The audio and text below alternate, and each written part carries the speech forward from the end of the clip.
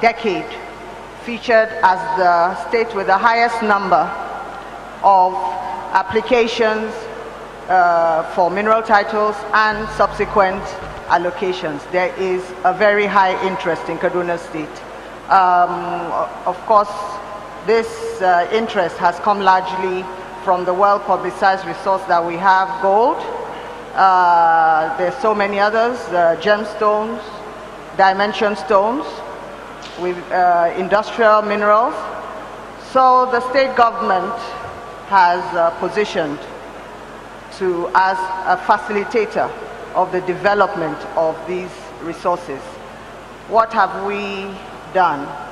Basically, the availability of geoscience data is crucial in the development of solid minerals anywhere in the world. We have prioritized this.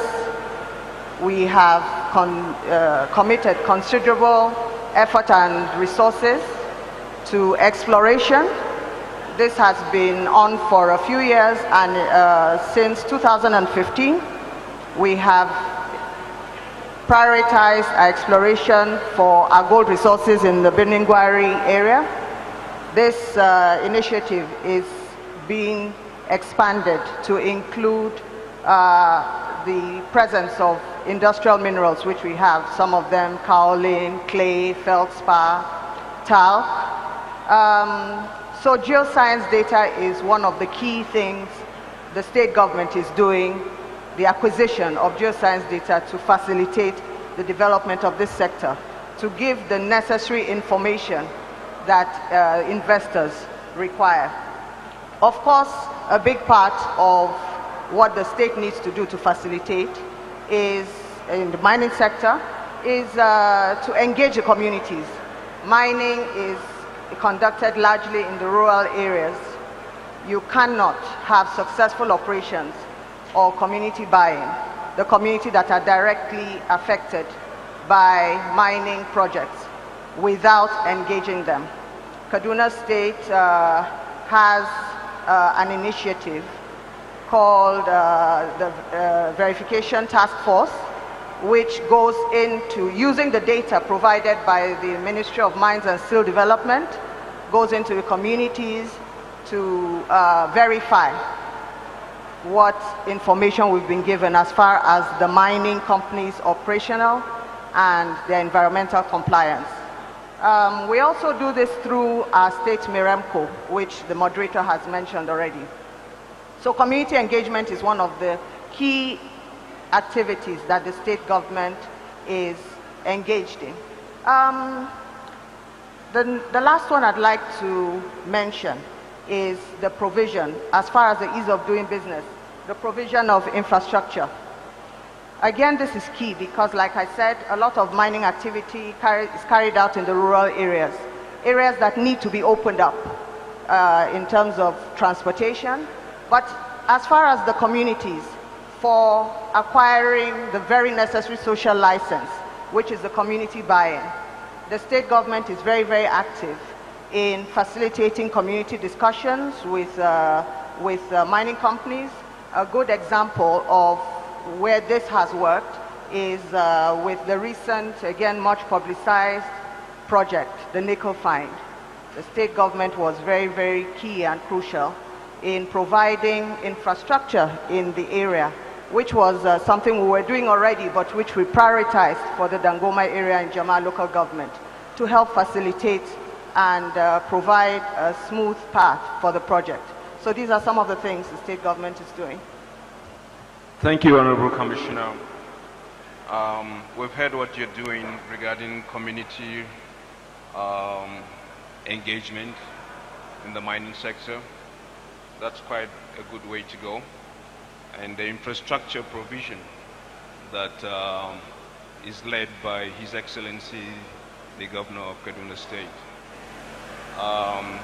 We can see that 30% of the titles since 2006 have been held by Kaduna State.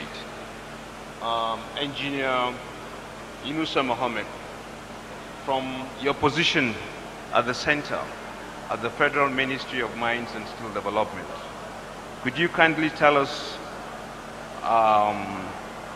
what you're doing, trying to establish a strong foundation for mining sector development, and how can the $150 million World Bank intervention help in building or enhancing competitiveness and foster domestic investment in not just Kaduna State and in Nigeria in general?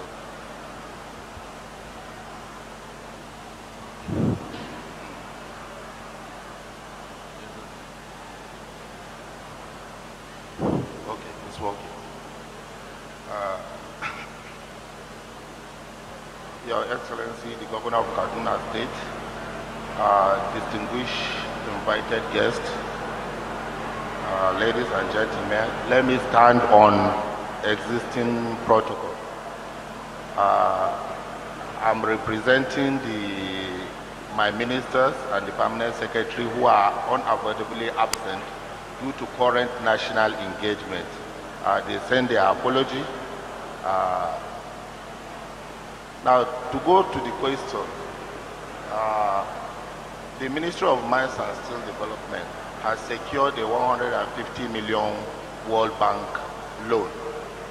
I'm happy that the Honorable Minister of State for Finance is here. Part of the purpose for, when the World Bank is giving you money, it comes with an envelope. And the envelope contains all the do's and don'ts of what they expect you to do with their money. So part of the money is going to be used for further development of geological data. The truth of the matter is that Nigeria at the moment has limited geological data. We don't have a complete bankable data of the 44 identified minerals we have in Nigeria. Out of these 44 identified minerals, 7 of them are of strategic importance to us. So the government felt that there is need to further develop the geological data, that is the infrastructure related to mining. Also, 90% of mining in Nigeria is of artisanal level. That is to say, only very significant number, which is the remaining 10%, are established, like the cement companies and so on and so forth. But the other 90 operate at artisanal level. So part of the money that is going to be used, the World Bank money that is going to be used, will be using in enhancing capacity development of these artisanal miners, so that we can grow them from artisans to junior miners, so that they can contribute to the GDP. Artisanal mining is a wealth creation and poverty-driven kind of system. We try to use it to create wealth, generate employment, and then, if possible, contribute to the nation's GDP. For now, most of these artisanal miners will not be able to tap a lot of revenues from them. So part of the money that is going to be used will be used for enhancement of their capacity, so that we can formalize them properly and make them contribute to national growth, national development. In addition, the money too, currently we are doing proof of concept. Proof of concept means there are a lot of companies that are at the moment, mining is capital intensive. At the moment, there are a lot of companies that do not have money to either execute or continue executing some of their mining activity because of the high nature of the capital.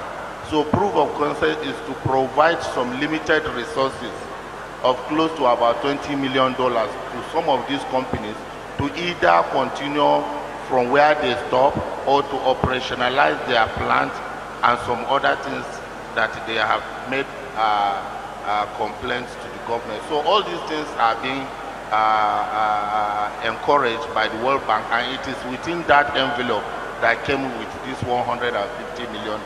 I'm sure, judging from the statistics you've read out now of Kaduna State having about 30 to 40 well, 300 or 400 mineral licenses.